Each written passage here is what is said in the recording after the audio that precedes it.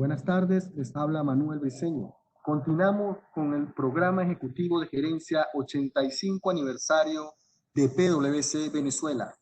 Una vez más, queremos agradecer a todos por su gran participación y esperamos que puedan aprovechar toda esta información valiosa que vamos a compartir con ustedes durante estas 4 semanas. Recuerden nuestro hashtag numeral PwC Venezuela Programa Gerencial. El día de hoy estaremos conversando sobre un tema muy interesante: crear y creer en el capital humano. Para ello, vamos a presentar a nuestros ponentes del día de hoy. Ellos son Ana Acevedo, socia PwC Venezuela, líder de Capital Humano Venezuela y Latin America Network en PwC. Ana es contador público y coach organizacional. Tiene más de 20 años en PwC en asesoría fiscal y 9 años en capital humano. Es miembro del Colegio de Contadores Públicos del Estado Miranda y es presidenta del Comité de Finanzas e Impuestos del PRICHAM en Venezuela. También contaremos con Manuel Pereira, socio de PwC Canadá. Manuel tiene más de 20 años en PwC, principalmente en auditoría. En su carrera ha ocupado diversas posiciones a nivel local y regional y actualmente se desempeña como líder de Audit Transformation de la región América. Es miembro del Colegio de Contadores Públicos del Estado Miranda, del Association of Certified Chartered Accountants, ACA, en el Reino Unido, y es CPA en Canadá, Ontario and British Columbia. También contamos con la importante presencia de Pedro Pacheco, quien es socio principal de PwC Venezuela. Pedro es contador público de la Universidad Central de Venezuela con estudios de posgrados en Ciencias Administrativas en la Universidad Politécnica de Madrid y en la UCB cursó el programa avanzado de gerencia en el Instituto de Estudios Superiores de Administración IESA. Participó en un programa de intercambio en la oficina de PricewaterhouseCoopers, PwC, Nueva York. Presidente de la Junta Directiva del Consejo Empresarial Venezolano de Auditoría, CEVA. Asesor de la Cámara Venezolano-Española de Industria y Comercio, CABESPA. Director de Conindustria. Expresidente de la Cámara de Comercio, Industria y Servicios de Caracas. Actualmente es miembro del Comité Ejecutivo de Latin American Network de PwC y presidente de PwC Service. Recuerden que pueden ir haciendo sus preguntas por la opción Q&A o P&R. Y una vez finalizada la ponencia, llevaremos a cabo nuestro ciclo de preguntas y respuestas. Le damos la bienvenida a nuestros ponentes. Buenas tardes. Gracias por su asistencia en el módulo 5, donde estaremos conversando sobre talento humano. Para iniciar este módulo, vamos a hacer un repaso de lo que ha sido nuestro panorama laboral actual en Venezuela. Es importante señalar que no se ha emitido ninguna norma específica que regule las relaciones de trabajo en este entorno de cuarentena social o en este entorno de suspensión de actividades, con lo cual las reglas con que las empresas hemos venido trabajando están basadas prácticamente en los decretos de la Presidencia de la República del estado de alarma derivado de lo que es el riesgo de la pandemia global. Y en los anuncios realizados por la Comisión Presidencial que efectivamente ha creado estos decretos.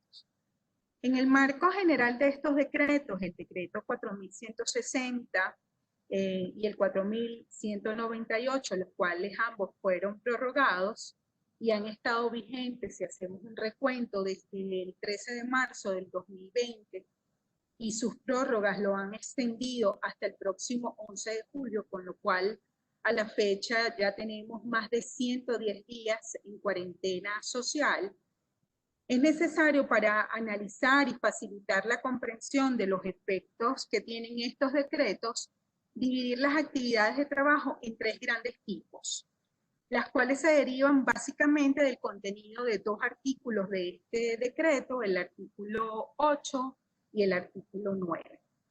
Una de estas primeras tipos de actividades, estaríamos hablando de las actividades esenciales, aquellas que deben continuar como si nada hubiera ocurrido, independientemente de que estamos en un estado de alarma, una suspensión de actividades, un llamado a quedarse todos nuevamente en la casa, pero que son actividades que deben realizarse, que no se pueden detener, porque los trabajadores, por lo cual los trabajadores que las realizan deben asistir a los centros de trabajo. Estas actividades están listadas en el artículo 9 de este decreto, que ambos decretos pues son idénticos, no tienen cambios en ninguna de sus articulados.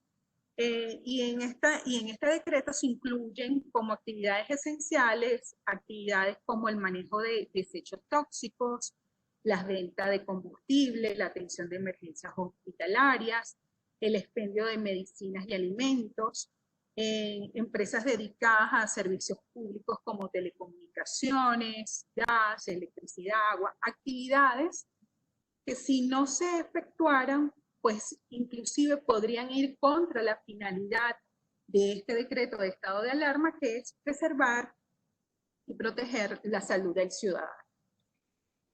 Luego, pues en este grupo de actividades, pues se nos presentan algunas preguntas. Una de ellas era, pues si efectivamente este listado es un listado de actividades cerrado.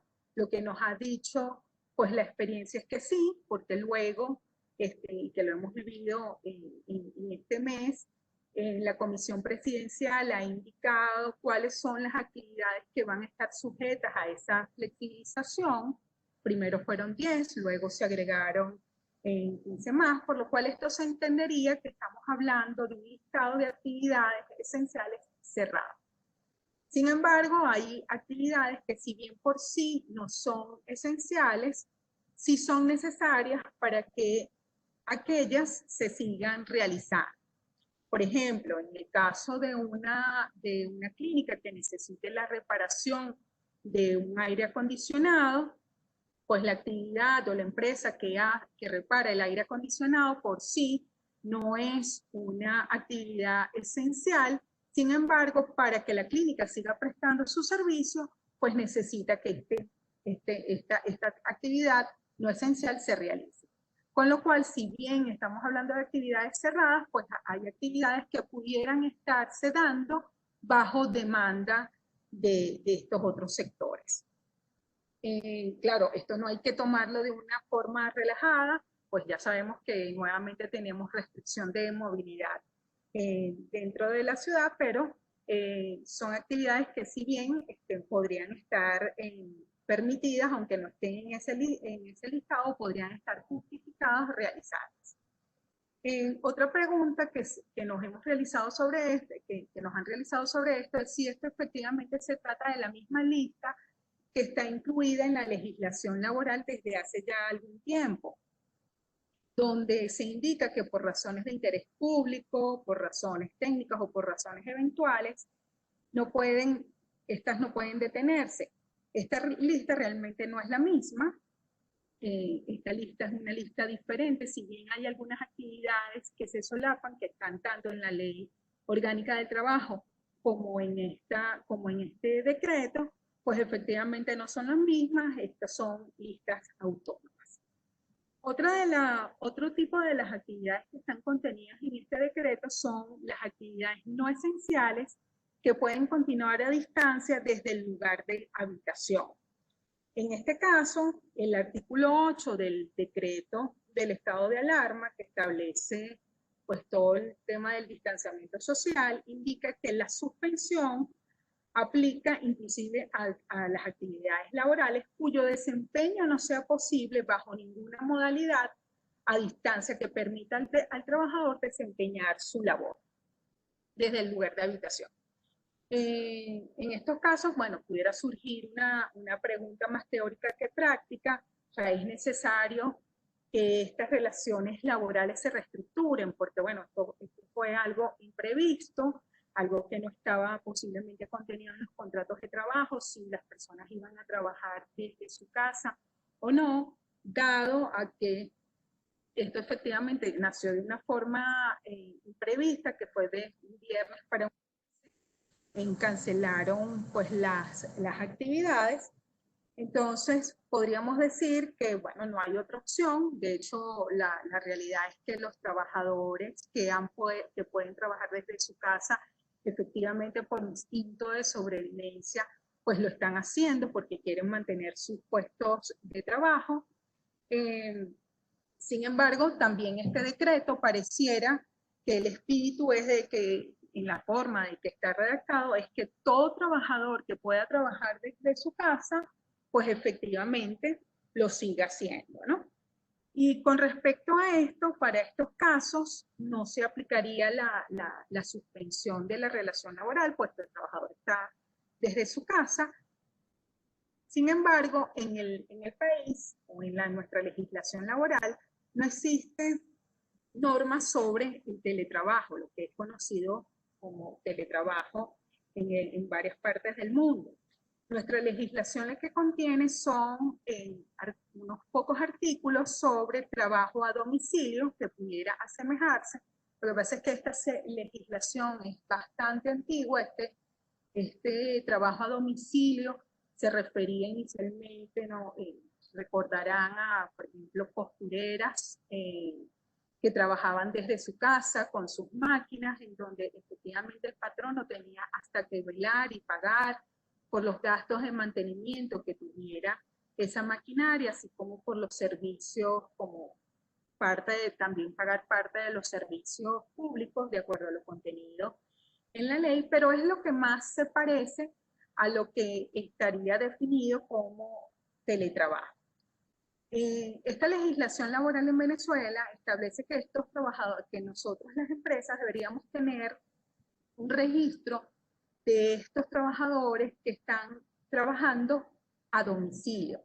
Con lo cual, si bien pudiéramos decir que no es el mismo concepto, pero es lo más parecido, lo más cercano a lo que es el teletrabajo, es recomendado realizar este registro. Es decir, bueno, cuáles son las personas que efectivamente están trabajando a domicilio, cuál es el monto de lo que se le está pagando. Hay algunos requisitos con los cuales no vamos a poder cumplir de esta solicitud que hace la Ley Orgánica del Trabajo en su artículo 214. Por ejemplo, que ese listado, ese registro tenga la firma del trabajador, porque en estos momentos, pues efectivamente no es posible. Sin embargo, pues algo que se recomienda que las empresas que tengan trabajadores realizando la labor desde su casa, pues lo tengan. Adicionalmente, bueno, esta legislación de trabajo a domicilio dice que no se pueden mejorar las condiciones del trabajador porque trabaje a su domicilio en comparación a uno que está trabajando de forma presencial. Esto para mantener pues la equidad en las cargas de trabajo y en los salarios y en los beneficios. Luego tenemos las actividades no esenciales que no se pueden prestar desde el lugar de habitación, que posiblemente estas son las actividades más preocupan a las empresas porque son las que se encuentran en un limbo, porque no son esenciales y tampoco se pueden prestar desde el lugar de domicilio. En este caso, se pudiera decir que aplicaría la suspensión de la relación laboral establecida en la Ley Orgánica del Trabajo, donde el trabajador no está obligado a prestar el servicio y el patrono tampoco a pagar el salario. Esto no es tan sencillo, ya que hay ciertos aspectos que se deben revisar en estos conceptos. Pues allí nos encontramos, realmente estamos hablando de que esta suspensión se trata de un hecho de fuerza mayor, que es una causal de suspensión expresamente establecida en la legislación laboral venezolana, o se trata de un aspecto incluido en la doctrina venezolana y en el derecho internacional, al menos en el derecho romano en el cual se basa el nuestro, conocido como el hecho del príncipe, que no es otra cosa que actos de cualquier autoridad del poder público, un acto del Ejecutivo Nacional, por ejemplo, que en 2 ocasiones indicó primero se suspenden las actividades en el 30% del territorio nacional y luego el día siguiente indica no se suspende en el 100%. Un poco más teórico o un poco más técnico sería decir que la fuerza mayor pareciera ser una fuerza que se impone por sí misma. Bueno, aquí pudiéramos pensar la pandemia, por los contagios que se han tenido, aunque ahora es que están aumentando, se pudiera considerar esto una fuerza mayor. Pero no podemos dejar de un lado lo del hecho del príncipe, porque si no se hubiera dado una orden de la presidencia de la República, como se ha hecho en otros países donde no ha existido la cuarentena, entonces allí habría que preguntarse, ¿qué fue lo que realmente originó la suspensión? ¿Fue la pandemia o más bien es el acto del Ejecutivo Nacional donde todos deben quedarse en su casa? ¿Por qué esta distinción es importante para nuestra legislación? Porque para nosotros la suspensión por fuerza mayor tiene un par de limitaciones. Y es que inicialmente una suspensión por fuerza mayor no puede extenderse por más de 60 días como causal. Sin embargo, cuando ya vemos, pues efectivamente ya tenemos en un periodo de, algunas empresas tienen un periodo de suspensión superior a 110 días. Por ejemplo, en el caso de las empresas dedicadas a los espectáculos, al cine, pues estas empresas no han podido iniciar ni siquiera por 2 semanas lo que ha sido sus actividades, ¿no? Por lo cual, en el caso de que la suspensión ya, como mencioné, ha sido superior a 60 días, ahí pudiera entenderse de que hay una causal determinación de la relación laboral.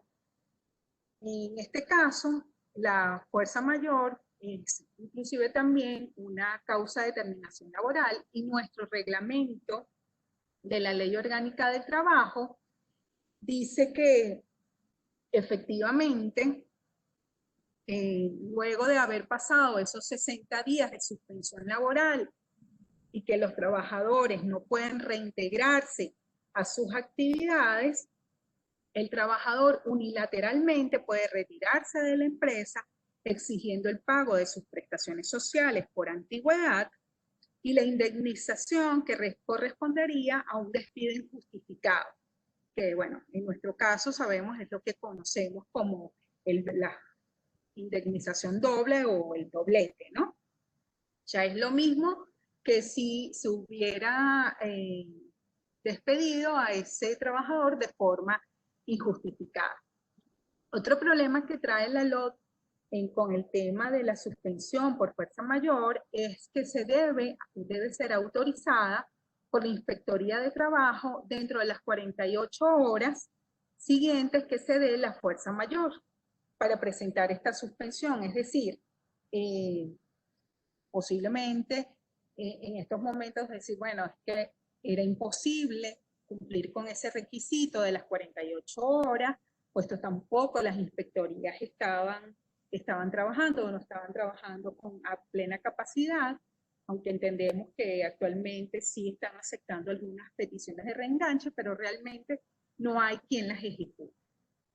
Ahora bien, el irse por el hecho del príncipe y no por la causa de fuerza mayor, es decir, irse porque esto sea un acto del poder público, pudiera ser, quizás no tendríamos estas limitaciones, pero el problema es que la ley no establece expresamente como causal de suspensión los actos del poder público. Sí lo está en el reglamento como una causal de terminación de la relación laboral, pero no como una causal de suspensión de la relación. Sin embargo, considerando que el vínculo más fuerte es la relación laboral, si los actos del poder público son una causa para poder terminar, pues sería lógico pensar que también pudiera funcionar para como una causa de la suspensión. Ahora, ¿qué pasa con el pago del salario en el caso de fuerza mayor? ¿Hay la obligación? Bueno, allí inicialmente se hace necesario abordar lo que establece la Ley Orgánica del Trabajo. Establece que en caso de una interrupción colectiva del trabajo por causa de fuerza mayor y previsiblemente de breve plazo, el patrono debe seguir pagando el salario.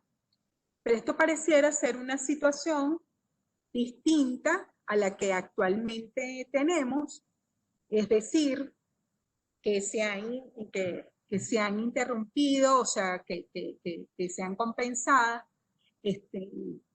porque esta situación es básicamente para breves plazos, ya que el patrono pudiera solicitar al trabajador que le sean compensadas esas horas, pero establece un máximo de 20 horas al año. Es decir, que estaríamos hablando de un plazo breve, asumo 2 o 3 días. Por ejemplo, algo como que se derrumbe algo en una vía y no puedas llegar a hacer tus actividades laborales, pero luego rápidamente se quita ese derrumbe y pues efectivamente las inicias nuevamente. Sin embargo, lo que ocurre es que ni la ley ni el reglamento lo establecen de forma explícita, trazando una línea de cuándo estamos enfrente de una suspensión sin pago de salario o de una interrupción colectiva de labores donde debes continuar pagando. Ahora bien, en el caso de ser una suspensión donde, como indiqué anteriormente, no existe la obligación de pagar el salario ni del trabajador a prestar su servicio, el tiempo de que dure esa suspensión sigue computando para el tiempo de servicio de la empresa del trabajador. Es decir,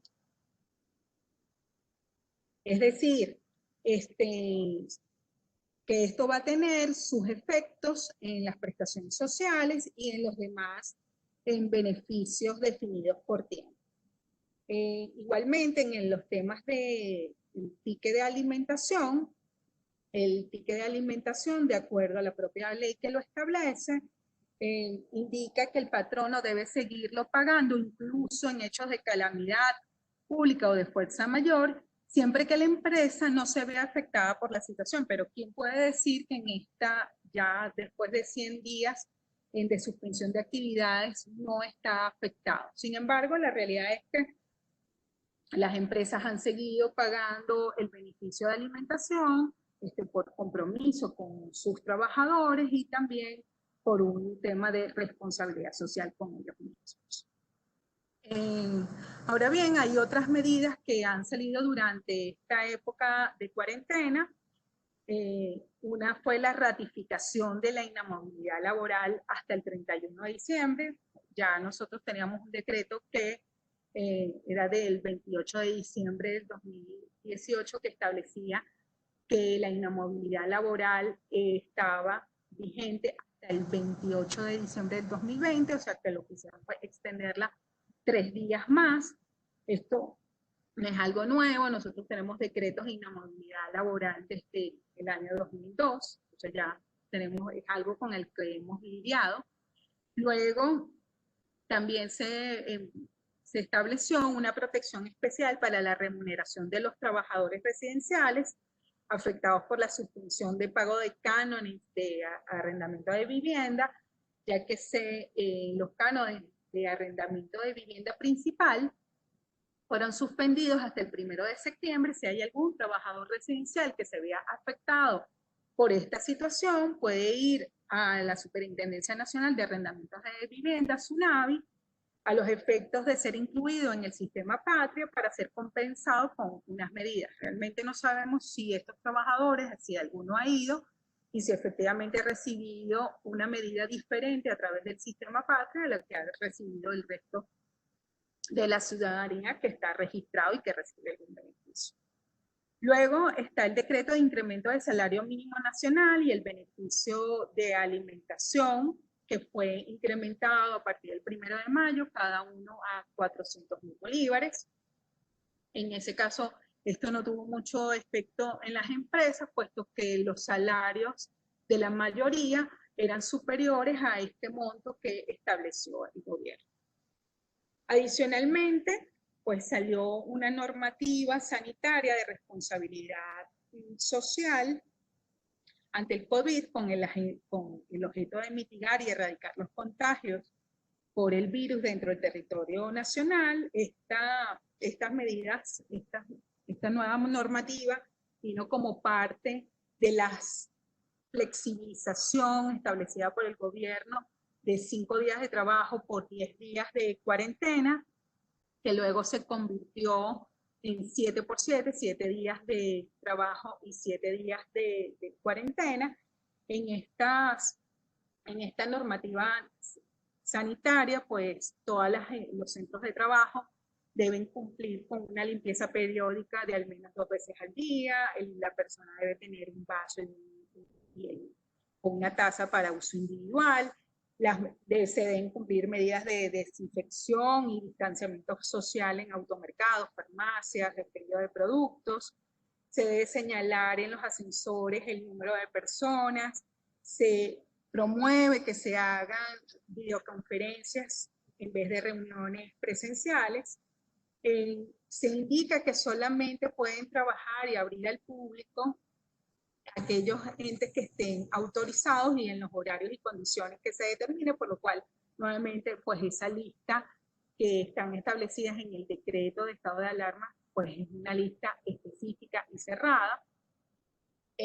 También se pide que hay que elaborar un registro de los trabajadores que padezcan enfermedades crónicas a través de los servicios de seguridad y salud, y esto es importante, puesto efectivamente tenemos que ir cumpliendo con todo lo que indica el LOXIMAD, hacer nuestros protocolos de seguridad y salud laboral, garantizar el funcionamiento de ese comité de seguridad y salud para prever todos estos temas. Esta normativa también dice que tenemos que tener a disponibilidad de los trabajadores mascarillas, debemos cumplir con los temas de distanciamiento social, disminuir las afluencias necesarias o sustituibles con trabajo o a distancia o teletrabajo. Entonces, este es el primer momento en que el concepto de teletrabajo es incluido en parte de nuestra legislación, ¿no? No hay mayor definición, sino solamente indica que es trabajo a distancia o teletrabajo. Igualmente establece que debemos facilitar que los trabajadores hagan su trabajo en sedes cercanas siempre y cuando se pueda.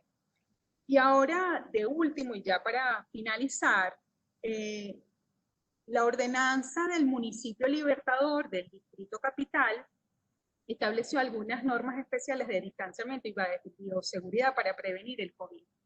Y aquí interesante, aunque se pudiera decir que esto carece de legalidad porque no está establecido en ninguna ley, esta ordenanza incluyó conceptos de teletrabajo.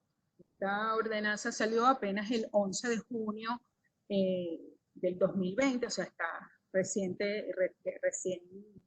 promulgación, y establece y define al teletrabajo como la prestación de servicios de carácter no presencial fuera de las instalaciones regulares de trabajo, que se puede desarrollar su jornada de trabajo de forma parcial o total, desde el domicilio.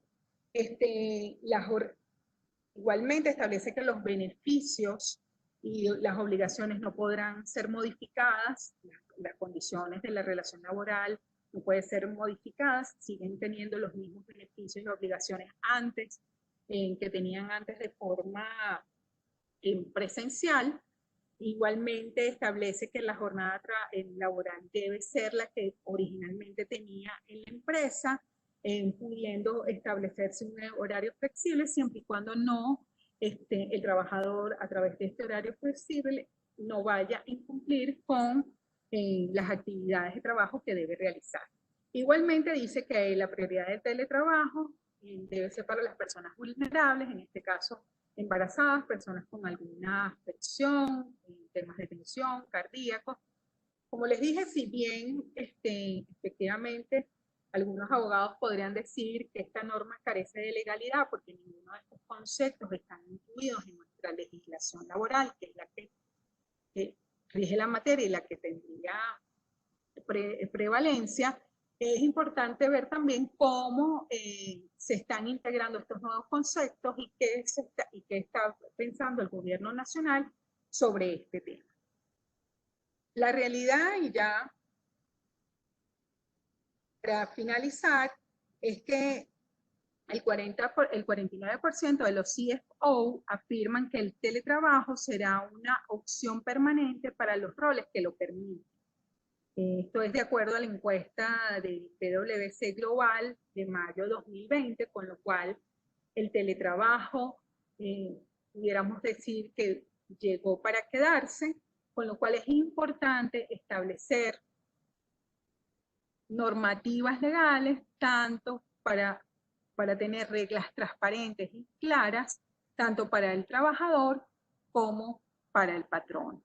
Bueno, y ahora los dejo con Manuel Pereira, quien nos va a estar conversando sobre las estrategias para las mejores prácticas para trabajar y liderar equipos a distancia.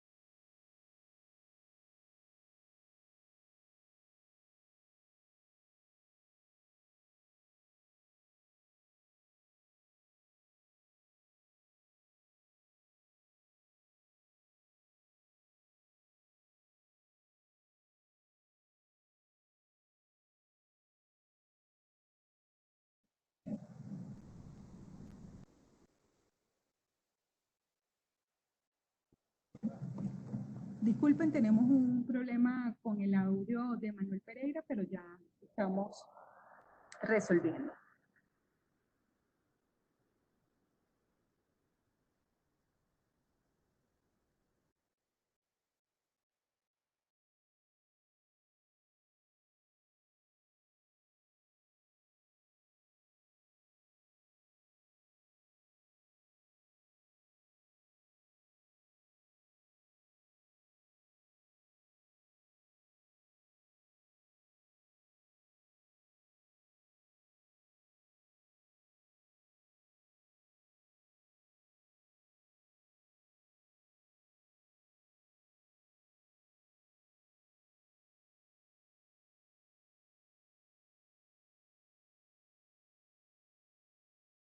No sé qué pasó con el sistema, pero nada, como diríamos en el ambiente de tecnología, nada que con reiniciar y volver a comenzar, pues no se arregle.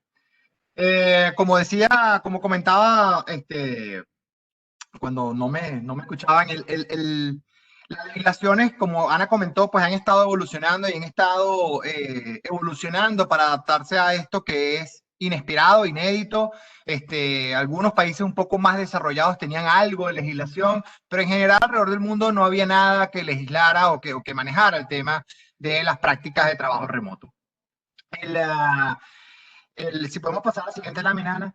En los próximos 15, 20 minutos, mi intención es conversar con ustedes sobre algunas prácticas o mejores prácticas para el trabajo de forma remota y también algunas recomendaciones para cuando nos toca el rol de liderar equipos de forma virtual. Ana, si podemos avanzar a la siguiente lámina.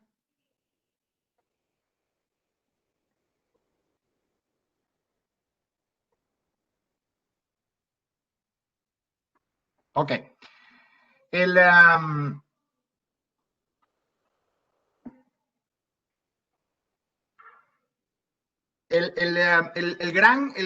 el gran reto en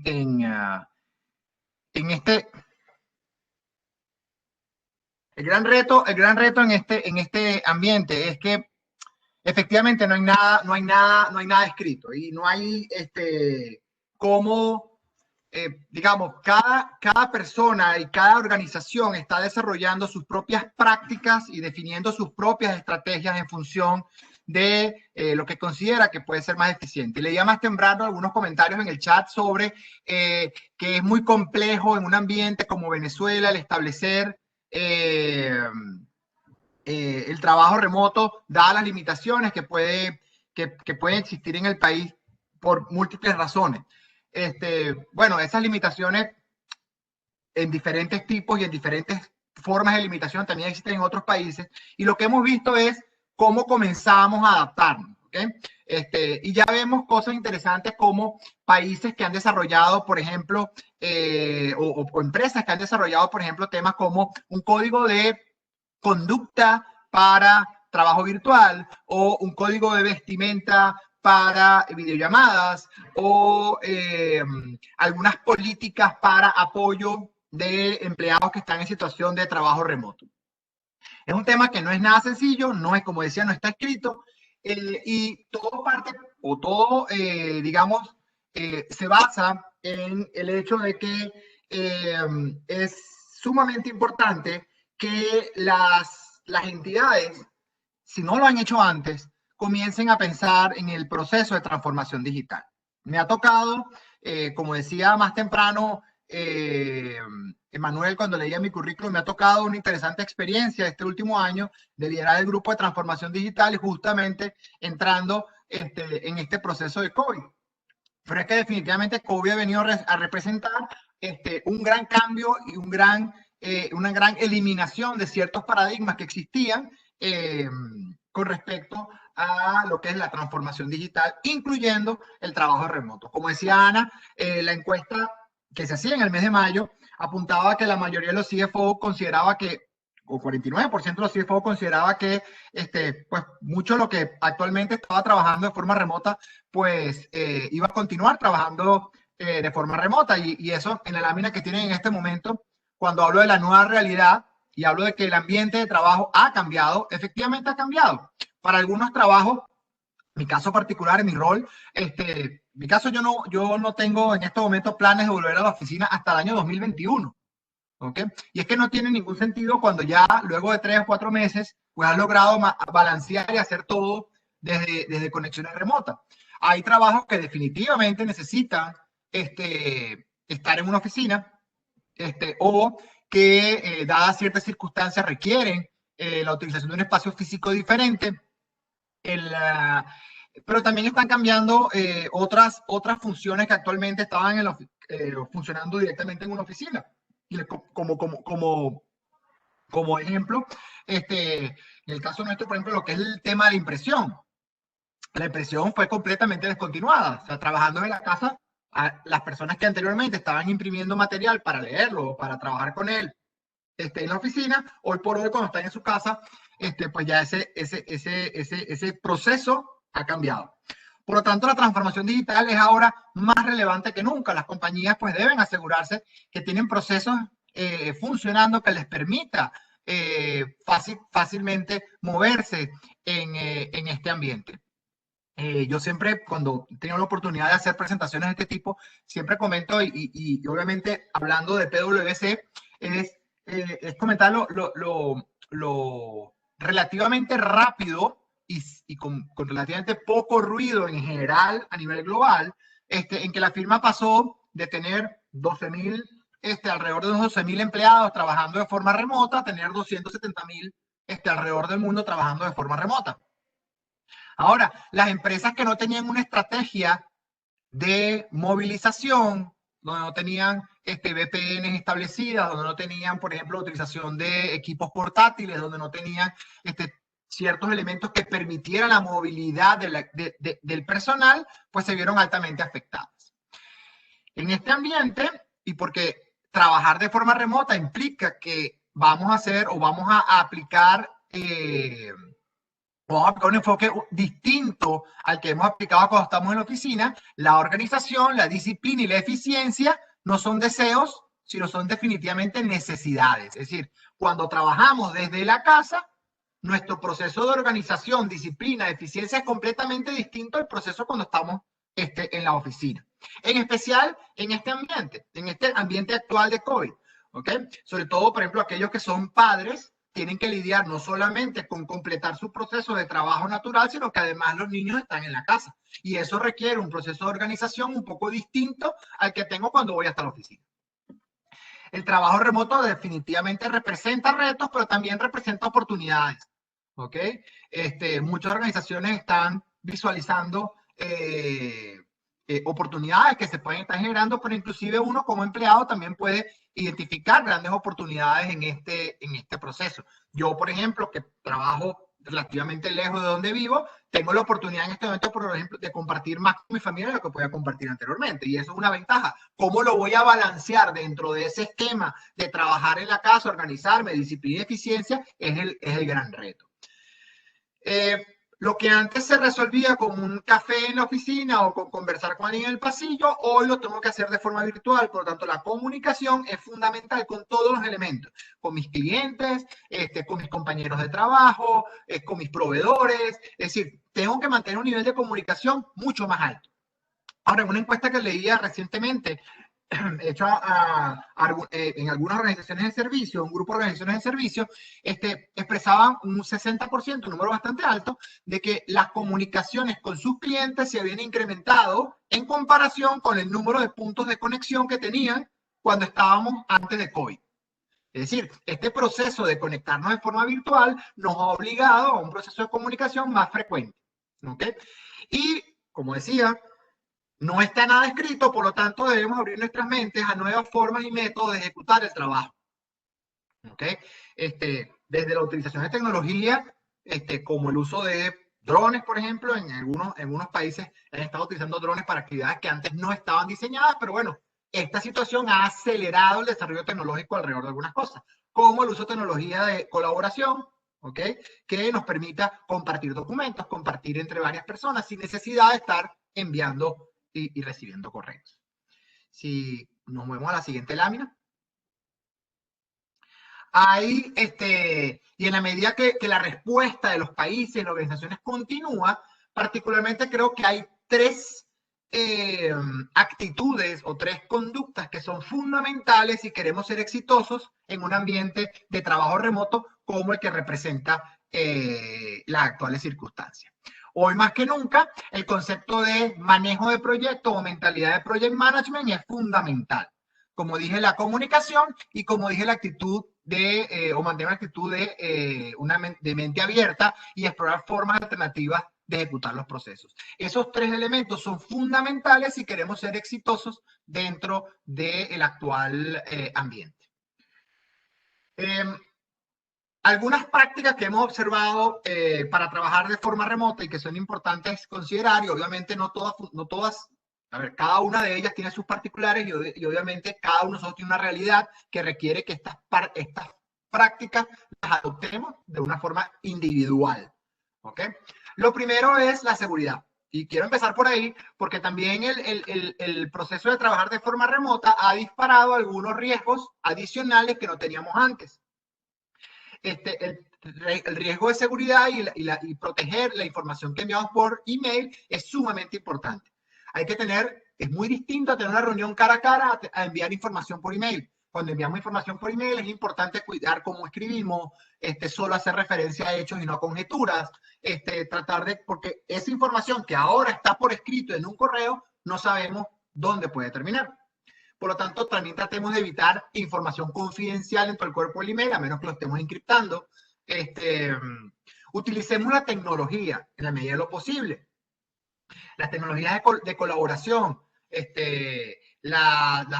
como ejemplo, el Google Drive, como mecanismo para compartir documentos entre miembros de un equipo, sobre todo en ambientes donde tenemos conectividad restringida o limitada.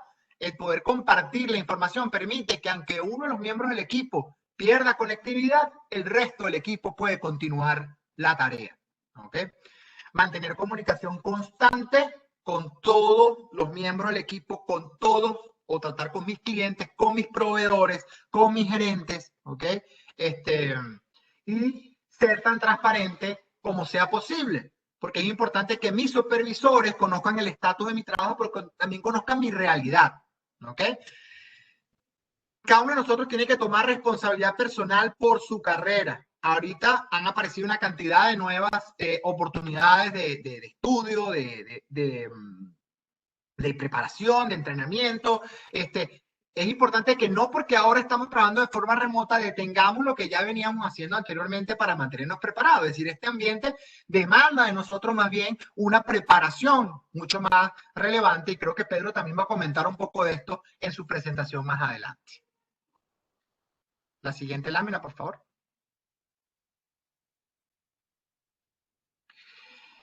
Tratemos también de crear ambientes de trabajo que sean lo más adecuados posible para trabajar. Y obviamente no todos tenemos ese espacio en nuestras casas, no todos tenemos el espacio para crear ese ambiente, pero dentro de lo posible tratemos de crear ese ambiente de trabajo. También parte de crear un ambiente de trabajo implica que conversemos con nuestro equipo, los hagamos sentir bien, los hagamos sentir parte del equipo, entendamos cuáles son sus problemas, cómo podemos ayudarlos.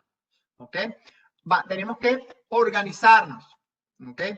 En esto, todos estamos en esto juntos, ¿ok?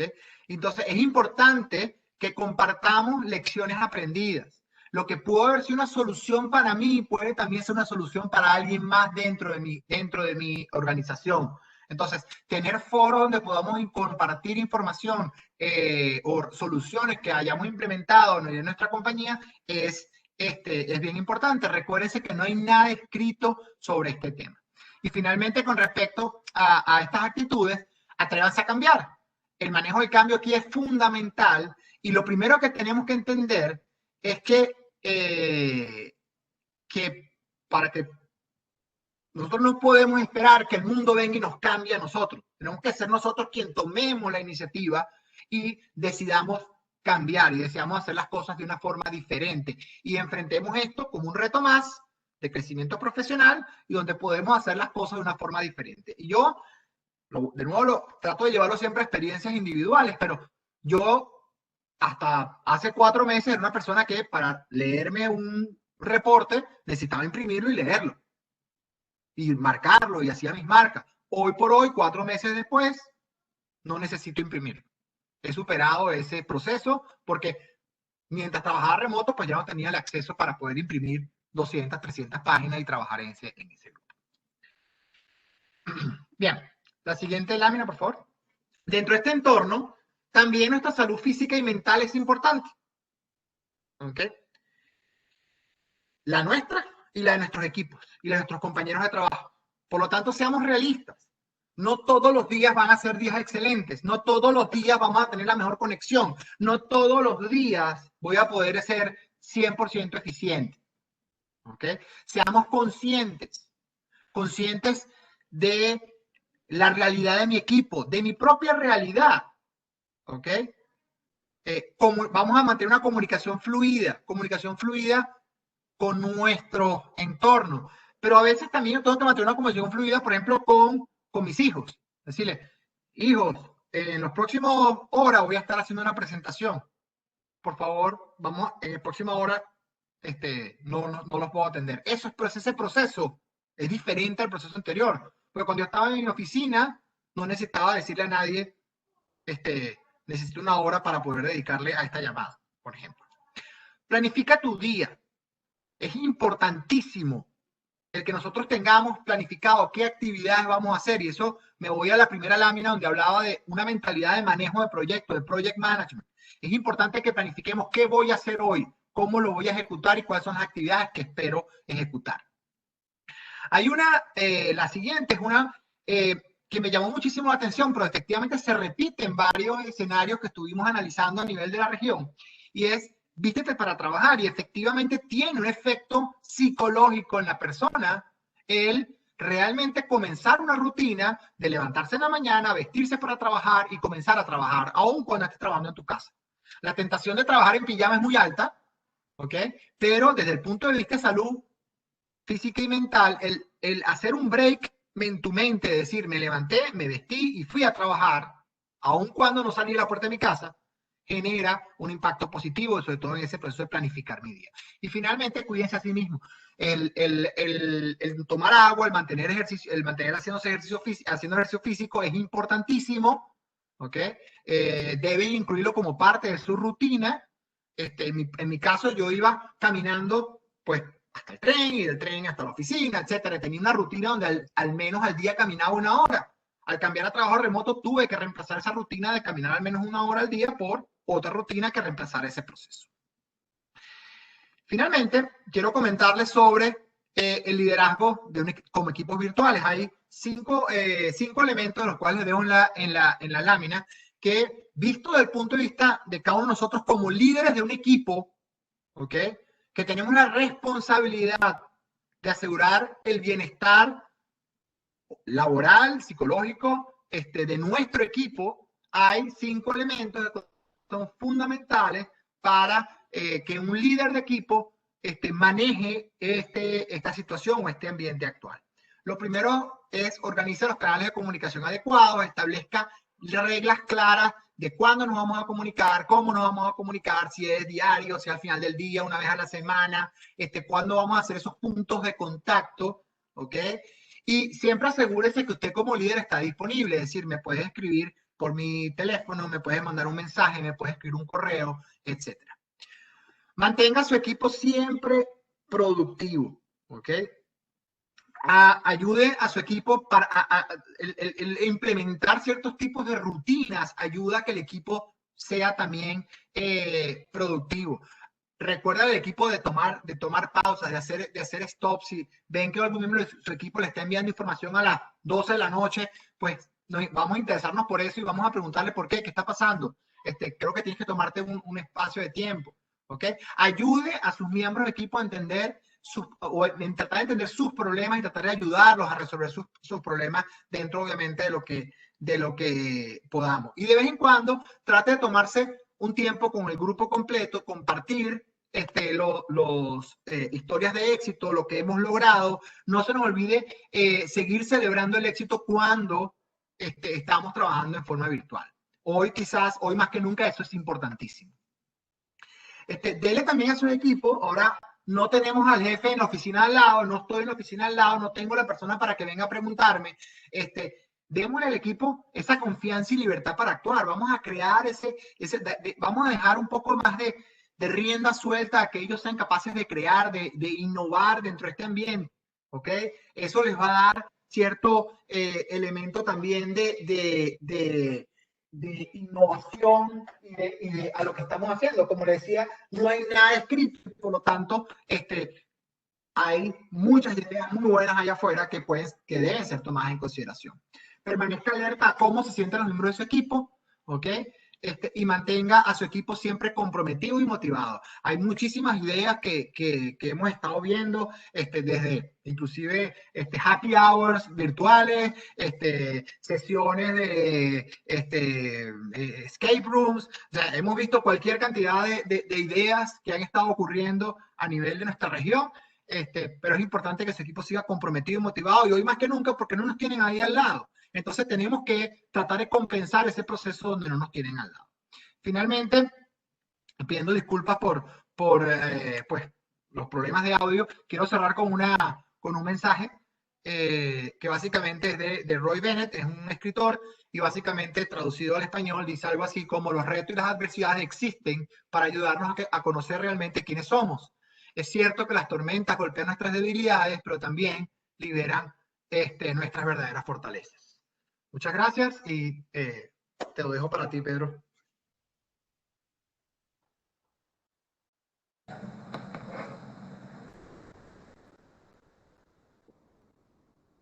Buenas tardes, continuamos con el evento. Gracias, Manuel. La verdad que bueno, un placer estar con ustedes el día de hoy con nuestro programa ejecutivo y seguimos hablando de crear y creer en el capital humano. Crear y creer en el capital humano son dos verbos que éticamente son muy similares, pero que tienen significados distintos. Crear, que puede ser utilizado en Dios creó el mundo, pero también podemos decir yo creo en Dios, y tiene obviamente que significados distintos, y en el caso del capital humano se complementan. No solamente es necesario crear, construir capital humano, sino que luego también debemos creer, es decir, tener confianza tanto en el equipo como en nosotros mismos para poder superar las oportunidades que nos presenta esta nueva época. ¿Y cómo creamos y creemos en ese capital humano? Bueno, en primer lugar hay que hacer un análisis del entorno, saber dónde estamos ubicados, tenemos que prepararnos luego de ese análisis para luego entrar a resolver con ideas claras, con confianza, para aprovechar las oportunidades que ese entorno nos da. Este entorno, como ustedes saben, y hemos estado señalando en distintos módulos, estamos hablando de una nueva realidad post-COVID-19. En el caso de Venezuela, no solamente es el tema de la pandemia, sino que ustedes bien saben otros elementos. Pero el hecho cierto es que de ahora hablaremos antes y después de la pandemia, y eso requiere determinar cuáles son nuestras fortalezas y debilidades, estar conectados con el entorno, estar conscientes de que estamos en un cambio de época y que no es una época de cambio. Esto puede parecer un juego de palabras, pero yo creo que aquí está la raíz de todo el análisis, de que entendamos que esto es una situación realmente histórica, extraordinaria, y que va a requerir de cada uno de nosotros lo mejor. Y que más allá de la incertidumbre propia de esta época, hay ciertos aspectos que se mantienen igual y que hemos venido predicando en el caso de PwC, el estudio de las megatendencias. Esas megatendencias, como vamos a ver a continuación, no solamente es que se mantienen, sino que con el COVID se han acelerado. Ya lo comentaba tanto Ana como Manuel, de que realmente COVID-19 lo que ha sido es un catalizador. Aspectos que estaban previstos que ocurriesen a lo mejor dentro de 4 o 5 años, como el uso de un dron, bueno, la emergencia nos ha obligado a utilizarlo desde ya.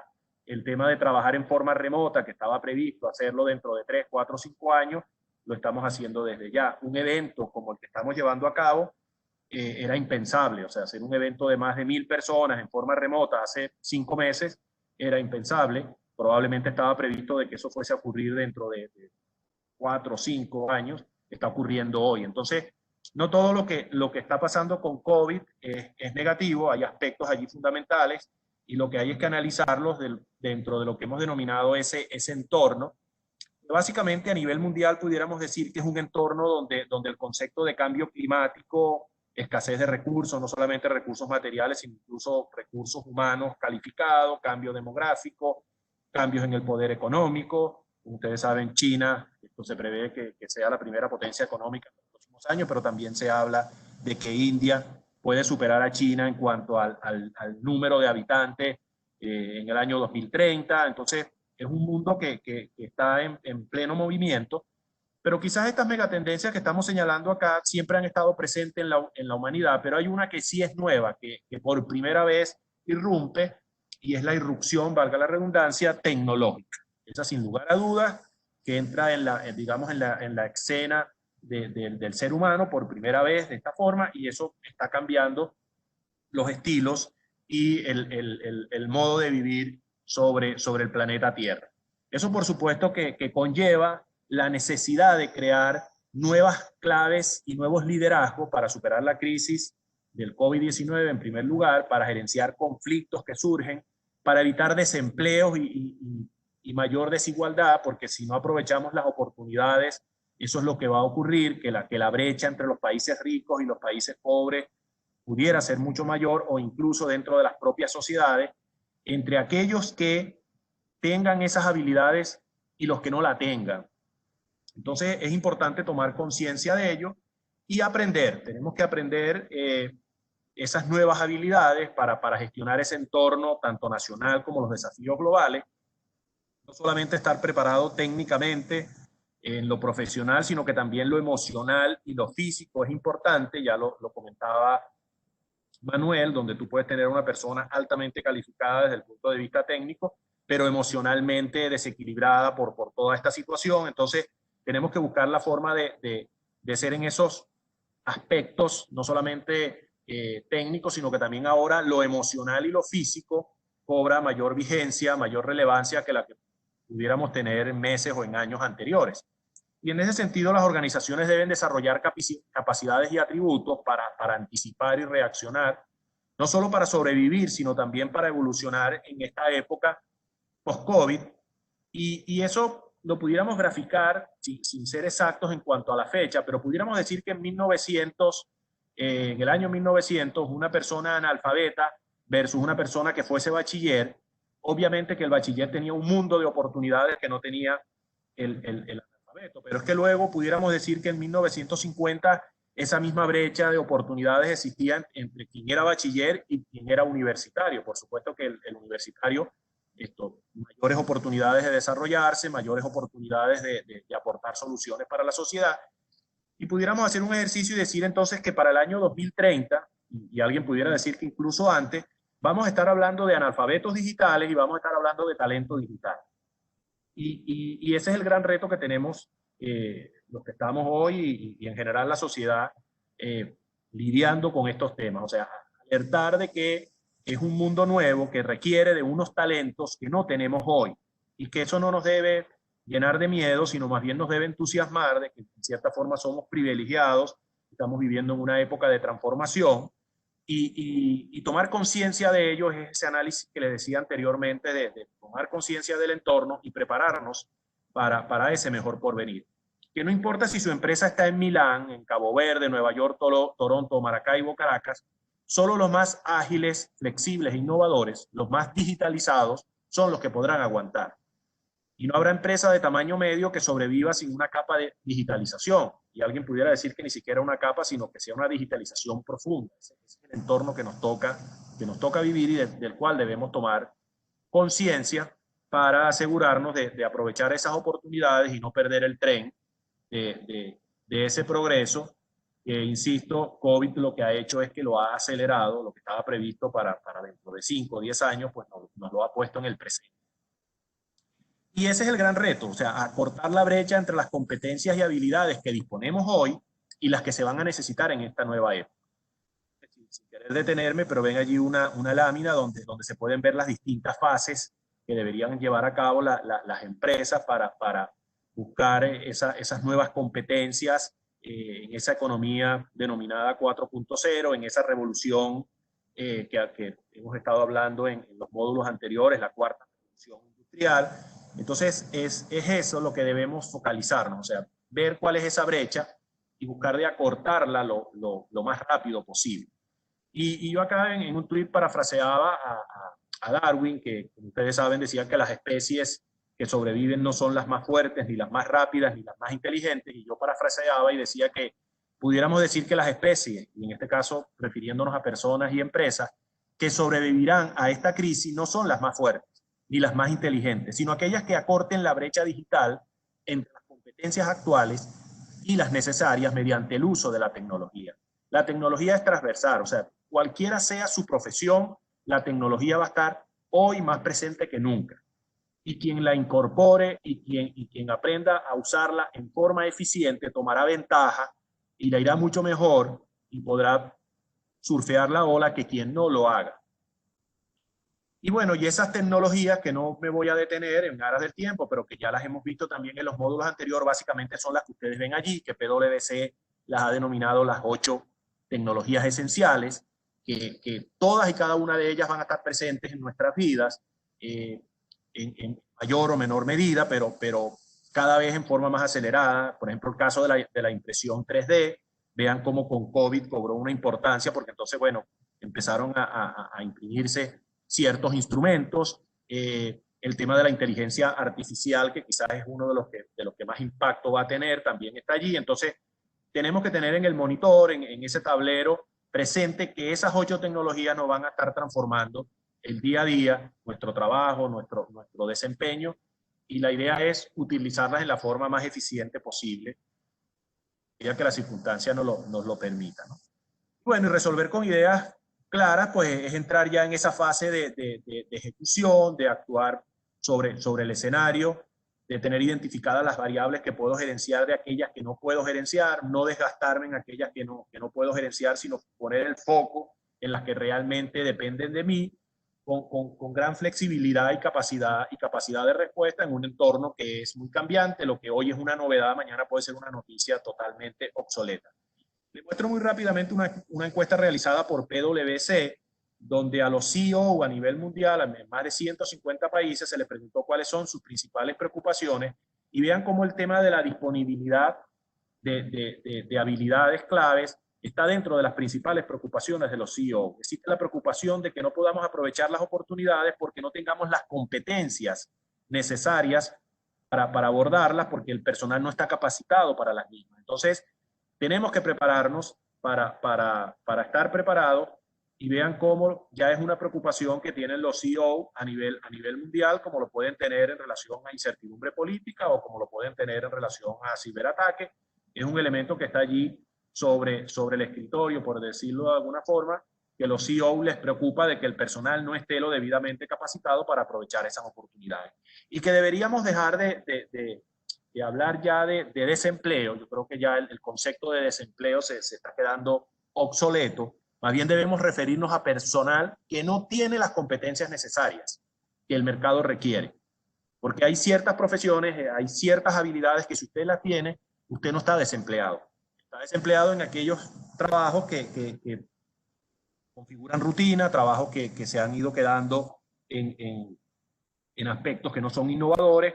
Entonces, esto es importante porque en la medida que tomemos conciencia de que el tema es que no tenemos las competencias y que no es culpa de otro, eso nos obliga a que cada uno de nosotros tenga que procurarse y preocuparse por mantenerse actualizado y no dejarlo, digamos, en manos de un tercero, simplemente de que hay desempleo por una cultura en particular, sino que es parte de nuestra formación y de nuestra obligación.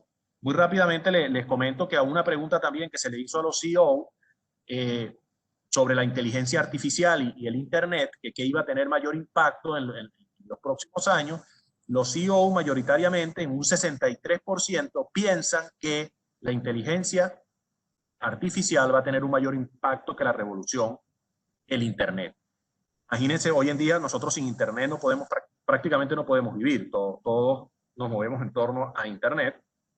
Bueno, la conclusión es que la inteligencia artificial va a tener un mayor impacto que lo que está teniendo el Internet. Entonces, ¿esto a qué nos obliga? Bueno, a que sin miedo empecemos a averiguar en qué consiste esta inteligencia artificial, cómo la puedo utilizar, esto que no es algo que no esté al alcance, y ahí es donde entra el concepto de creer. O sea, tenemos que tener confianza en nuestras capacidades, tenemos que tener confianza en nosotros, en el sentido de que somos capaces de desaprender y de volver a aprender de estas herramientas y no verlo como algo negativo, sino más bien, como les decía al principio, como algo extraordinario, de que somos una generación que estamos viviendo cambios que ninguna otra en el pasado los ha vivido de esta misma forma. Y en esa encuesta también, un poco a título de ver en qué situación está cada uno de los países, se le hicieron una serie de enunciados a los CEO y se les dijo que eligiese con cuál de ellos se veía más identificado. Fíjense que todavía el tema de la inteligencia artificial se pudiera decir que a nivel mundial está muy incipiente. Por ejemplo, el 35% a nivel global y el 34% en Latinoamérica tiene planes de introducir iniciativas de inteligencia artificial en los próximos 3 años. En el caso de Venezuela, solo el 15%. Esta encuesta fue fue antes de la pandemia, probablemente esto haya cambiado, esos planes de los próximos 3 años a lo mejor se haya reducido, pero fíjense esta otra, que es que no tengo planes de buscar ningún tipo de iniciativa de inteligencia artificial. Vean que el 75% de las empresas en Venezuela no tiene ningún plan, y eso es preocupante porque si no tenemos ni siquiera planes, si no lo estamos poniendo sobre discusión en las juntas directivas sobre un tema relevante, bueno, nos vamos a quedar rezagados a nivel mundial, no solamente por los temas que ya todos conocemos a nivel de situación económica, sino por este evento en particular. Entonces tenemos que prepararnos y en parte este programa ejecutivo está orientado a eso, a promover, a estimular el que la formación y la preparación va a ser la única forma de superar la crisis en esta y en cualquier otra situación. Y bueno, aquí vemos básicamente también cuáles son las acciones para mitigar la falta de talento. Los CEO a nivel mundial hablan de formar un canal directo con los centros de educación, un 17%, en Latinoamérica un 14%, en Venezuela un 8%. Estos son porcentajes muy bajos. Tenemos que buscar un acercamiento con las universidades y trabajar las universidades, las empresas en forma conjunta para dar ese salto en forma sustantiva, de manera de que no nos quedemos rezagados. Sí hay mucha similitud entre los distintos CEO a nivel mundial de que la capacitación personal de sus empleados, de sus colaboradores, es importante, pero también lo es del propio trabajador como iniciativa propia, o sea, no dejarle solamente la responsabilidad a la empresa, sino que es una obligación también de cada uno de nosotros. La mayoría de las empresas contratan a sus colaboradores por las competencias técnicas que poseen y los despiden por faltas de competencias blandas. A nivel mundial, mientras el coeficiente intelectual ha aumentado, la inteligencia emocional ha disminuido. Y eso es un aspecto a tener en cuenta, y eso nos lleva, básicamente, los distintos estudios hablan de que hay 8 o 12 tipos de inteligencia. Yo aquí estoy mostrando la de la Universidad de Harvard, de los 8 tipos distintos de inteligencia, donde básicamente la interpersonal y la intrapersonal se refiere a la inteligencia emocional, la lingüística verbal y la lógico-matemática se refiere a la que conocemos tradicionalmente como coeficiente intelectual, la capacidad de análisis. Y eso nos lleva a que cada uno de nosotros debe buscar un equilibrio entre, en primer lugar, la inteligencia lógica, matemática y lingüística de que va a requerir esta nueva época, porque vamos a contar con mucha data, con mucha información que vamos a requerir analizar. Los trabajos de rutina van a desaparecer, pero vamos a tener mucha información que analizar. Entonces, esa inteligencia lógica, matemática y lingüística va a ser como el fundamento, apoyada con la inteligencia emocional, el aspecto de hacer empatía con los demás, trabajar en equipo, motivación, entusiasmar, liderar, también va a ser importante. Eso no va a ser reemplazado por nadie, ni siquiera por esta última, que es la inteligencia artificial, que es una nueva inteligencia que viene a sumarse a las anteriores y que es la que va a apoyarse en el desarrollo que se viene a futuro. Y el reto está allí, el reto está en buscar ese equilibrio de que la inteligencia artificial sola no va a ser suficiente, de que la inteligencia emocional sola no va a ser suficiente y que el coeficiente intelectual tampoco, sino que tenemos que buscar un equilibrio entre esas tres y en la medida en que logremos ensamblar y seamos profesionales que utilicemos esas distintas competencias, esas distintas inteligencias, pues seremos mucho más exitosos. Y las empresas, por supuesto que dentro de crear ese capital y de creer en ese capital humano, pues debe revisar sus procesos, su tecnología, qué tan sostenibles en el futuro, innovar sus servicios, la estrategia, que siempre es importante, indistintamente de la incertidumbre que haya, pero lo fundamental siempre va a ser la gente. La gente debe estar en el centro de cualquier decisión. Esa es la pieza que engrana, que mueve. Entonces es eso, es buscar ese equilibrio entre la inteligencia artificial, entre la emocional y esos aspectos de coeficientes, de capacidad de análisis, pero sin olvidar que la gente va a ser lo fundamental y lo que va a ser realmente la diferencia de esta nueva época. ¿Y cuáles son los retos que nos pone COVID-19? Bueno, en primer lugar, retener y más que retener, fidelizar el personal estratégico. Establecer el tamaño de la brecha entre las competencias y habilidades necesarias y las disponibilidades que vamos a necesitar. Ya ni siquiera hablemos del futuro, sino que estamos necesitando al día de hoy. que debemos identificar las capacidades que tienen los colaboradores para desaprender y aprender esas nuevas habilidades necesarias para esas actividades del futuro, entre comillas, porque ya estamos hablando del presente. Eso es fundamental de saber, bueno, quiénes van a ser capaces de desaprender para tomar esas nuevas habilidades y quiénes no lo van a hacer. Otro reto fundamental que se nos presenta es que también entonces debemos motivar e incentivar al personal a adquirir esos nuevos conocimientos y aplicarlos en sus actividades laborales. Es una responsabilidad compartida. Hoy en día se pueden conseguir módulos, programas ejecutivos como este que las empresas deben promover a que a sus trabajadores, empleados lo tomen, motivarlo, incentivarlo. ¿Por qué? Porque eso va a ser necesario para cortar esa brecha de la que hemos venido hablando entre las habilidades que tenemos actualmente y las que vamos a necesitar. Y por supuesto que, bueno, que todo esto pues requiere de tiempo, de personal, de grandes inversiones y hay escasez de recursos y ese es otro reto. O sea, cómo con esa escasez de recursos hacemos para llevar a cabo esos programas de mejora que necesitamos. Esos son los grandes retos que estamos visualizando. Nosotros desde hace algún tiempo hemos venido hablando de las 5F, no me voy a detener en cada una de ellas en aras del tiempo, pero sí quiero muy brevemente señalarle y hablarle de dos F que están muy vinculadas con lo que estamos hablando la tarde de hoy, que es la fuga de talento y el futuro. Y en relación a la fuga de talento, sin esto pretender ser algo limitativo, sugerimos que estos son los distintos aspectos que deberíamos estar evaluando hoy en día en relación a la fuga de talento, de ver cómo incorporamos talento digital, de cómo gestionamos las organizaciones multigeneracionales. Cada vez más nos vamos a conseguir en las organizaciones distintas generaciones conviviendo. O sea, todo el mundo habla de los millennials, pero es que ya vienen otras generaciones posteriores a los millennials.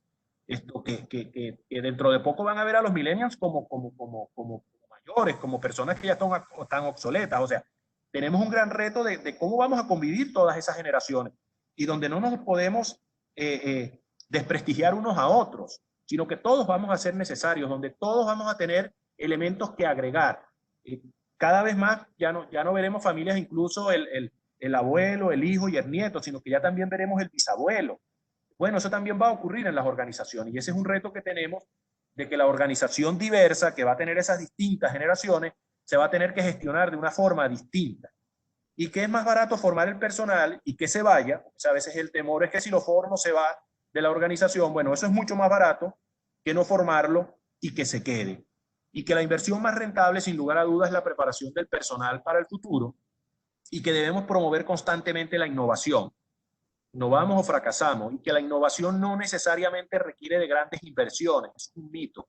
Y que la innovación no viene siempre del lado de la tecnología. Mucha de ella requiere de gran inversión, mucha de ella viene de la tecnología, pero el innovar es mucho más que eso. Entonces, las organizaciones y nosotros en lo individual debemos desarrollar ese espíritu, esa cultura de innovación, que si hoy estamos haciendo algo de la misma manera que lo hacíamos hace un año, lo más probable es que lo estemos haciendo mal, porque en un mundo tan cambiante ya hay una nueva herramienta, ya hay una nueva tecnología, ya hay una forma de hacerlo mucho más eficiente. Esa es la invitación en la tarde de hoy, de que esa cultura de la innovación no solamente es un tema de la empresa, sino que debe ser también de cada uno de nosotros. Y en cuanto al futuro, que es la quinta F, pues bueno, que no es una época, como les decíamos anteriormente, de cambio, sino que es un cambio de época y de que el talento digital debe estar presente, de que debemos establecer alianzas estratégicas, de que la velocidad del cambio tecnológico va a ser mucho más rápido de lo que pensábamos, de que el efecto del cambio demográfico, el envejecimiento que está teniendo la población a nivel mundial, eso también va a traer unas consecuencias desde el punto de vista de servicio. Por ejemplo, la empresa que hacía pañales para bebé, pues va a tener que hacer pañales para la tercera edad, por mencionar un ejemplo.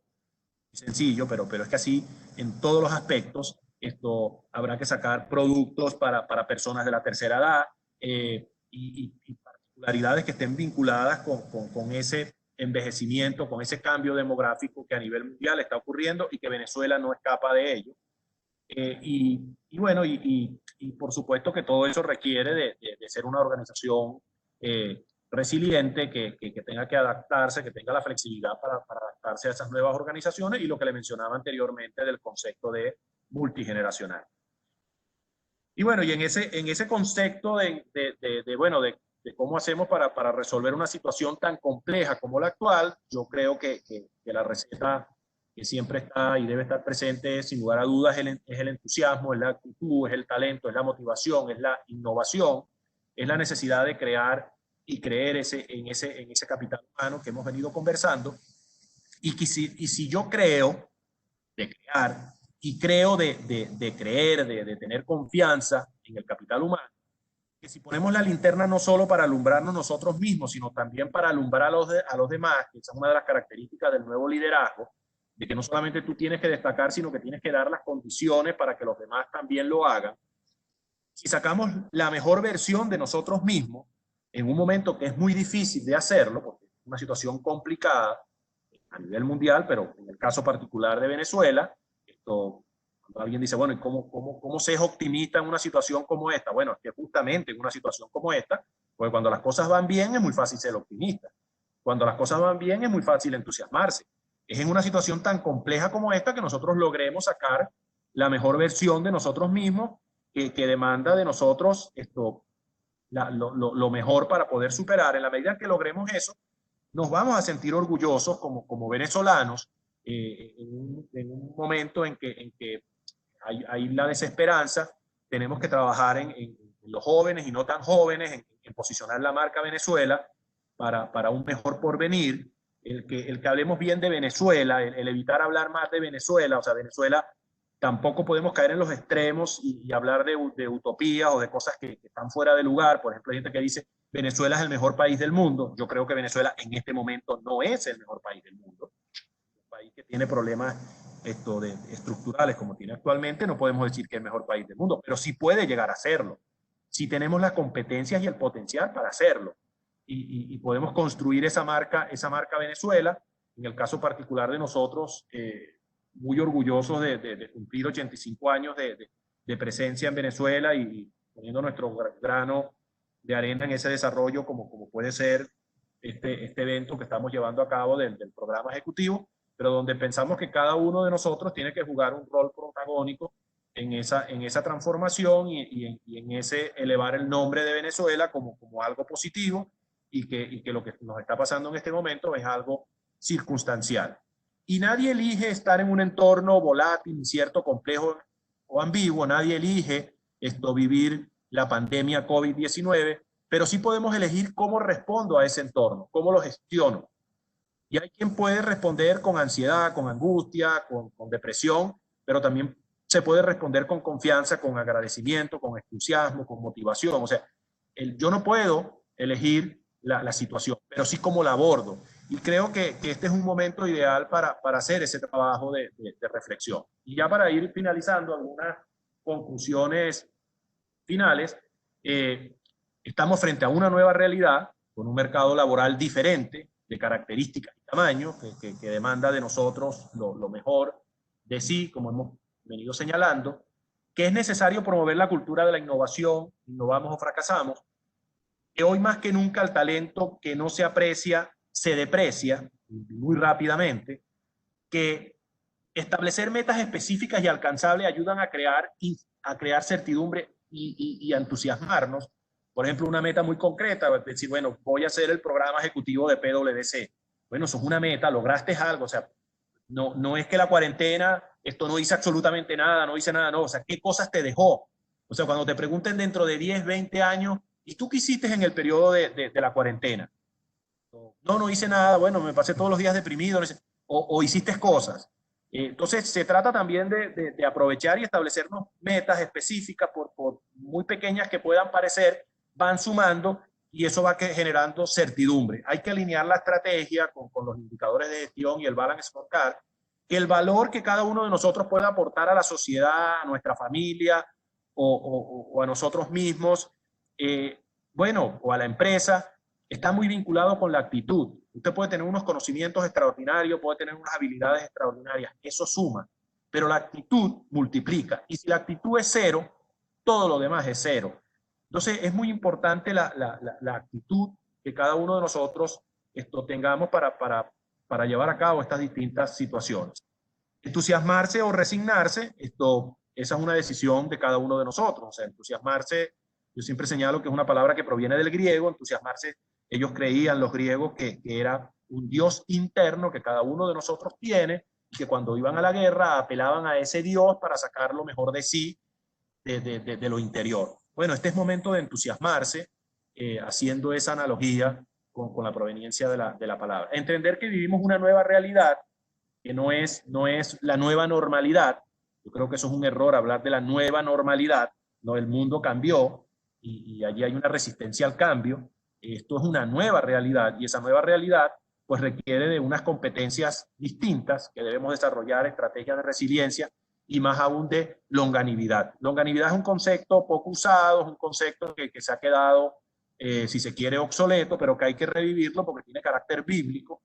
Y en el caso de Venezuela yo creo que aplica perfectamente. Yo creo que ya la palabra resiliencia para nosotros se nos queda realmente corta. Esto, hay que buscar conceptos que describan más la situación que estamos viviendo, y creo que el concepto de longanimidad, que no me voy a extender, sino para no perder la tradición de los antiguos profesores, se lo voy a dejar como tarea, averigüen qué significa longanimidad, y lo podemos compartir para que vean que es una palabra que todavía es mucho más enriquecedora que resiliencia, y que describe mucho mejor lo que estamos viviendo que la propia palabra de resiliencia. Evite la descapitalización del conocimiento de su empresa por las dos vías posibles: que se vaya el personal o que no invierta en su personal. Ambas cosas tenemos que hacerlo: retenerlo e invertir, creer en ese personal, que ese personal va a ser capaz de sacar adelante a la organización, de sacar adelante a la empresa. La inversión más rentable es la formación, la preparación para el futuro, planes de mejora. Esa, sin lugar a dudas, es la mejor inversión. Que cree y crea en su talento, en el suyo propio incluso, y en el de los demás. En la medida que logremos eso, cada uno de nosotros como individuo, como sociedad, en las empresas, sin lugar a dudas que vamos a superar esta crisis. Hay que lograr ese equilibrio que les hablaba anteriormente entre la inteligencia artificial, la inteligencia emocional y la inteligencia lógica matemática. Esas inteligencias tenemos que ponerlas presentes y buscar de que haya una armonía y un equilibrio entre ellas, porque todas ellas se necesitan. El talento y conocimiento lo vamos a necesitar para superar la crisis y para gestionar sin duda la nueva realidad de la época post-COVID-19, y sin lugar a dudas del mejor porvenir que todos vamos a ver, Dios quiera, lo antes posible. Esta foto que ustedes ven allí es Caracas, una foto nublada. Lo que se ve al fondo, bueno, no se logra ver, es el Ávila, pero eso es Caracas, pero 2 horas después la podemos ver de esta forma. Podemos ver con ese sol allí, ese sol extraordinario, azul, que allá en Canadá tiene muchas cosas, pero no tiene un sol como ese. Yo le mando a veces una foto y le digo, mira, iguálame el azul de este sol y de este cielo, y no lo tenemos. O sea, es algo extraordinario que está allí, y esa es la Venezuela. O sea, no es la Venezuela de las nubes, es la Venezuela que todos debemos pensar que es posible, que va a depender de lo que nosotros hagamos, que va a depender de lo que hemos venido hablando, que es de creer, de crear ese capital humano que nos vamos a necesitar los unos a los otros para superar la crisis y para aprovechar el mejor porvenir. Para mí ha sido un placer compartir con ustedes la tarde de hoy. Doble agradecimiento hacia ustedes por incluso un día como hoy, un día feriado, a las 5 de la tarde, asistir a este módulo. Nos sentimos muy complacidos y orgullosos de que nos hayan acompañado, y también felicitarlos porque es un paso importante. El hecho de estar allí significa que todos y cada uno de ustedes están conscientes de la importancia de compartir conocimiento entre nosotros. Nuevamente, bueno, muchas gracias, y le dejo la palabra a Manuel, quien estará gestionando las preguntas que bien ustedes tengan.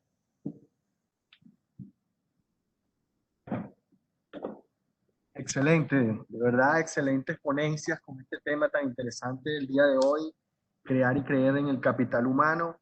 Muchísimas gracias, Ana Acevedo, nuestra socia de Capital Humano, Manuel Pereira, quien nos acompañó desde Canadá, y Pedro Pacheco, nuestro socio principal, quien cerró con estas motivadoras palabras. De verdad, muy bien. Vamos entonces con nuestro ciclo de preguntas y respuestas. Preguntan, Ana. Bueno, hay muchas preguntas sobre las condiciones de trabajo en casa, por ejemplo, accidentes de trabajo, acondicionamiento del espacio físico, apoyo para los gastos de conectividad. ¿Cómo se maneja eso? Bueno, como mencioné efectivamente durante la presentación, en nuestra legislación laboral no existe alguna regulación sobre el teletrabajo, más allá de lo que se ha incluido en esta nueva ordenanza del municipio Libertador, que lo cual no regula pues todos estos temas de actividad de trabajo, espacio físico, con lo cual se hace necesario, como finalicé la presentación, que se tengan reglas claras. Por ejemplo, en Colombia, en las leyes laborales en Colombia que sí establecen el teletrabajo, inclusive le indican al patrono que debe visitar la casa del trabajador, verificar cuál es el espacio físico donde se va a estar prestando el servicio, a efectos de que pueda verificar que las condiciones son unas condiciones óptimas para realizar esa labor. En cuanto al tema de los gastos por conectividad, por ejemplo, igualmente solamente en nuestra legislación laboral, como comenté en la presentación, está establecido lo que es el trabajo a domicilio. Y allí dice que existen algunos gastos conexos que podría cubrir, sobre todo el tema de servicios públicos, que podría cubrir el patrón. Pero como indiqué, esta norma está basada en aquellas personas que realizaban o confeccionaban productos en su casa. O sea, el ejemplo que puse de la costurera no está asociado directamente a lo que está pasando actualmente. La recomendación, continua comunicación con todos sus colaboradores, indicándole cuáles son las medidas preventivas para que no ocurran esos accidentes de trabajo o accidentes en casa, porque sería difícil definir si efectivamente es un accidente derivado de su labor como trabajador, o si es un accidente por imprudencia dentro de su hogar, por ejemplo, bueno, se cayó dentro de la ducha, de la bañera, que ese accidente que es de trabajo, o es porque efectivamente es un accidente de casa, ¿no? Entonces sí, por eso mencionaba al final que se necesitan reglas claras para poder definir tanto las responsabilidades del trabajador como las del patrono sobre este nuevo esquema de teletrabajo. Muchísimas gracias, Ana. Por aquí le preguntan a Manuel Pereira, que nos acompaña de Canadá. Hola, en nuestra oficina adquirimos una serie de plataformas para mantenernos conectados. Sin embargo, tengo una gran duda. Implantamos como rutina de trabajo reuniones a las 8 de la mañana, vía conferencia, para revisar a diario la agenda, así como a la 1:30 o 2 de la tarde, máximo. Mi pregunta es, ¿esto es conveniente? ¿Puede generar fatiga laboral al personal? A ver, interesante. Como decía al comienzo de mi presentación, no hay una regla o un libro de cómo actuar y obviamente somos seres humanos y cada uno de nosotros reacciona diferente a cada una de estas medidas. Yo, por ejemplo, comulgo mucho con la idea que plantean. Yo, de hecho, con mi equipo me reúno a las 9 de la mañana, planteamos objetivos y generalmente tenemos una reunión al final del día para verificar la ejecución de algunas tareas. No necesariamente lo hacemos todos los días, depende obviamente del volumen. Y aquí hay mucho de eso que hablaba en mis últimas láminas, de nosotros como líderes de ese equipo, entender la realidad de cada persona. Hay personas que de repente tienen una particularidad, una necesidad de reunirse más temprano o no pueden estar al final del día. Entonces también nos toca un poco ajustar la agenda.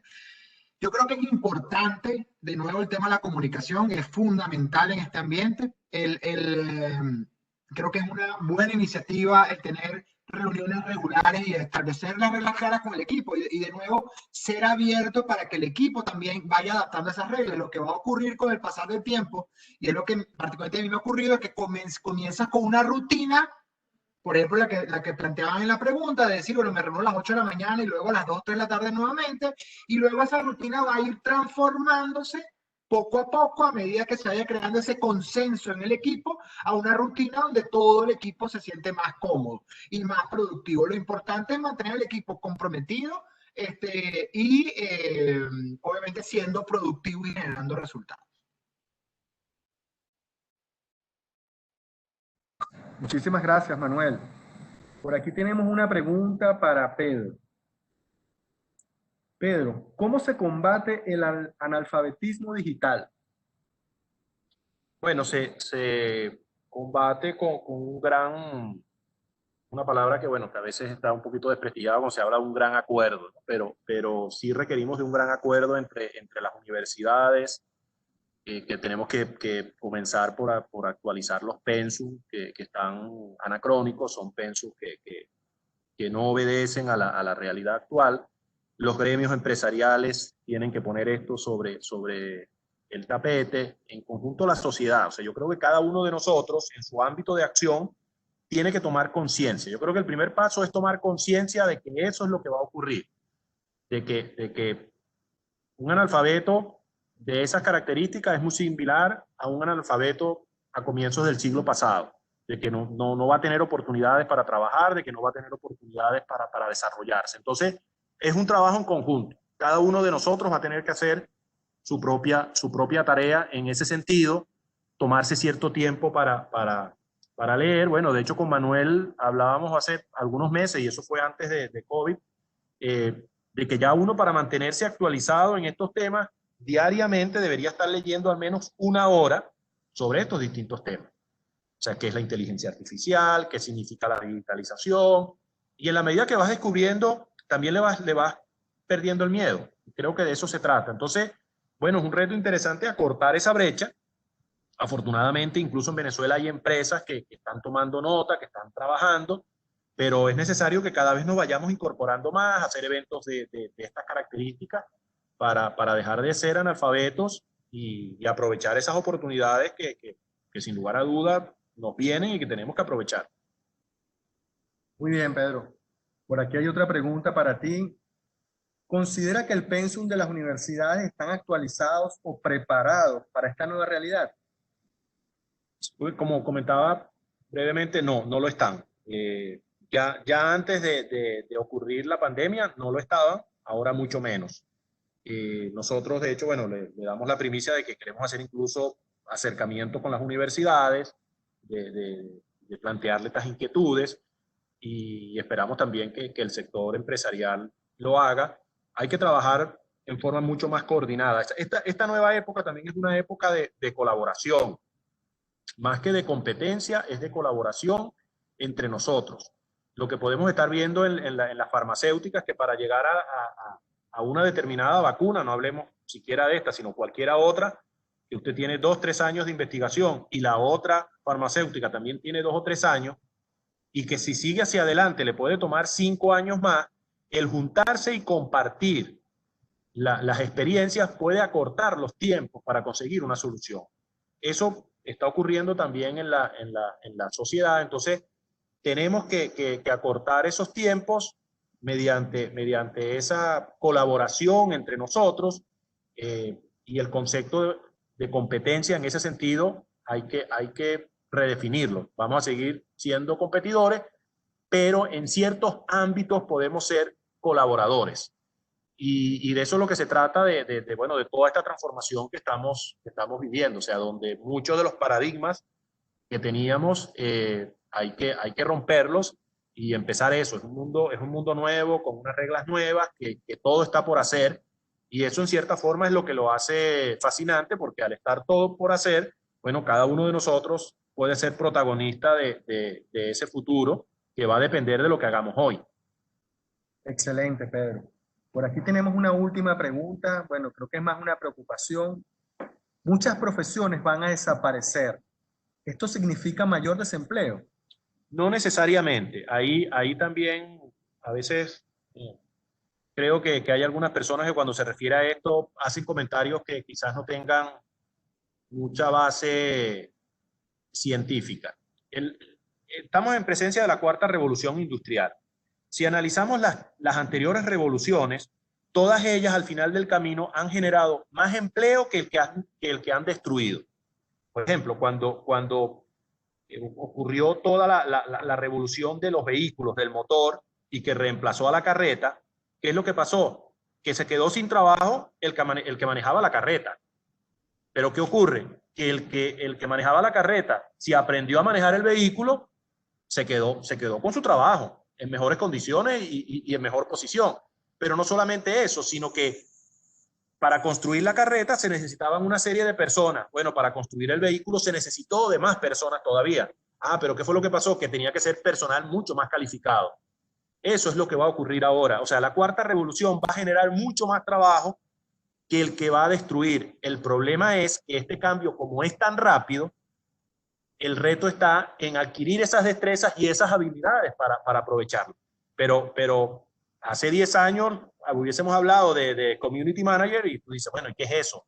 O los influencers, que generan tanta publicidad, o sea, son todas profesiones nuevas. Entonces yo lo que creo que lo que más va a ocurrir es que más que desaparecer profesiones, se van a transformar.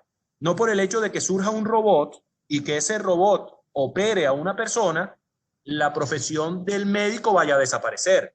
No, la profesión del médico va a quedar más para el análisis, para la investigación, para el aspecto humano que no te lo puede reemplazar el robot. Igual puede ocurrir en el caso de los abogados o de los contadores públicos. O sea, en todas las profesiones lo que va a pasar es eso, que se va a transformar y donde en realidad lo que van a desaparecer más que las profesiones son las actividades rutinarias. Las actividades rutinarias sí van a desaparecer en cada una de las profesiones. Por supuesto que sí habrá alguna profesión que desaparezca. El tradicional cartero de hace décadas desapareció, obviamente, pero en esencia la mayoría de las profesiones yo veo que se van a crecer más bien desde el punto de vista analítico, de que se van a mantener, de que se van a transformar, pero el reto está en eso, en adquirir esas nuevas destrezas y habilidades que están siendo demandadas muy rápidamente. Y si me permites agregar, Pedro, sobre ese tema, hay un gran movimiento, y yo diría que más de todo desde el lado corporativo empresarial a nivel global, que es lo que muchos de ustedes pueden haber leído en algunos artículos como el Digital Upskilling. El Digital Upskilling no es más que algo, lo que menciona Pedro, es decir, las entidades, las corporaciones se están dando cuenta que más allá de reducir el número de empleos que va a haber en el futuro, lo que va a ocurrir es que van a abrirse nuevas y múltiples oportunidades, pero que requieren un tipo de destrezas diferentes.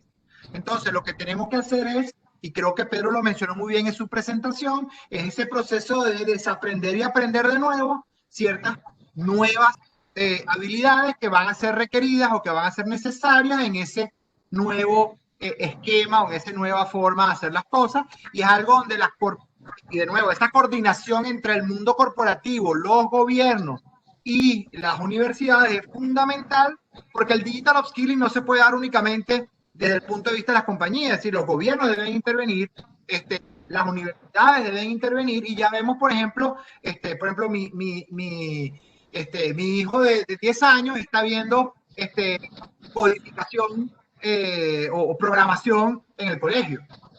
Esa es parte de ese proceso de digital upskilling que tiene que empezar a ocurrir desde todos los niveles de la sociedad. Bien, excelente. Muchísimas gracias, Ana Acevedo, socia de Capital Humano de PwC, Manuel Pereira, que nos acompañó desde Canadá, socio de auditoría de la firma, y nuestro socio principal, Pedro Pacheco, por esta excelente ponencia sobre el capital humano. Bueno, con esto cerramos nuestra ponencia del día de hoy. Recuerden que mañana continuaremos a las 5 de la tarde. Mañana jueves 25 de junio estaremos conversando sobre tributos en tiempos de pandemia y contabilización de posiciones fiscales, con nuestros ponentes José Javier García, socio de impuestos de PwC, Javier Enciso, socio de auditoría, invitado de PwC Colombia, y nuestro invitado Leonardo Palacio, socio de PTCK. Muchísimas gracias por su participación, que tengan buenas noches, hasta mañana.